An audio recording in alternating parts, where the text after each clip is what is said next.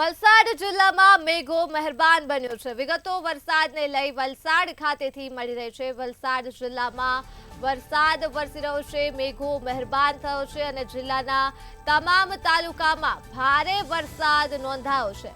ત્યારે ઉમરગામમાં 24 કલાકમાં 8 ઇંચ જેટલો વરસાદ ખાબક્યો છે, તો પારડીમાં 4.33 ઇંચ અને વલસાડમાં 2.91 ઇંચ વરસાદ નોંધાયો છે। વાપી અને કપરાડામાં 2.87 અને ધરમપુરમાં 1.45 ઇંચ જેટલો વરસાદ નોંધાયો છે। હજુ પણ વલસાડમાં ભારે વરસાદની આગાહી જાહેર કરવામાં આવી છે। વિગતો સામે આવી રહી છે વલસાડ ખાતેથી। વલસાડ જિલ્લામાં મેઘો મહેરબાન થયો છે અને જિલ્લાના તમામ તાલુકામાં ભારે વરસાદ વરસી રહ્યો છે, જેને લઈ વરસાદી પાણી રાહદારી રસ્તાઓ પર ભરાયા છે।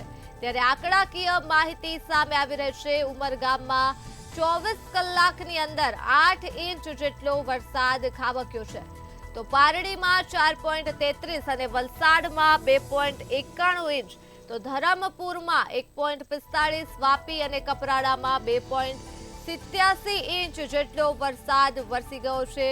વિગતો સામે આવી રહી છે વલસાડ ખાતેથી। વલસાડ જિલ્લામાં મેઘો મહેરબાન થયો છે, ત્યારે જિલ્લાના તમામ તાલુકાઓમાં પણ ભારે વરસાદ નોંધાયો છે। આ મુદ્દે જ આપણી સાથે સંવાદદાતા મયુર જોશી ફોનલાઈન પર જોડાઈ ચૂક્યા છે। જી મયુર, વલસાડ જિલ્લામાં મેઘો મહેરબાન થયો છે અને તમામ તાલુકાઓમાં પણ ભારે વરસાદ નોંધાયો છે, શું?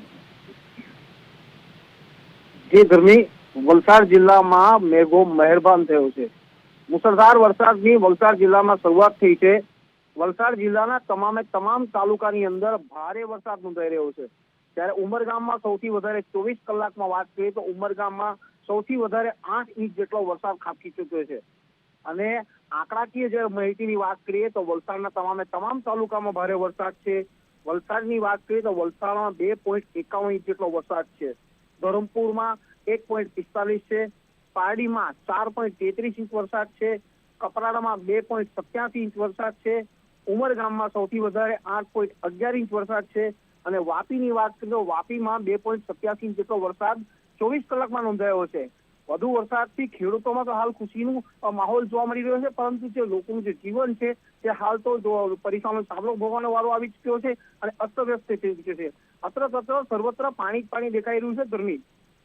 જી મયુર, તમામ વિગતો બદલ આભાર।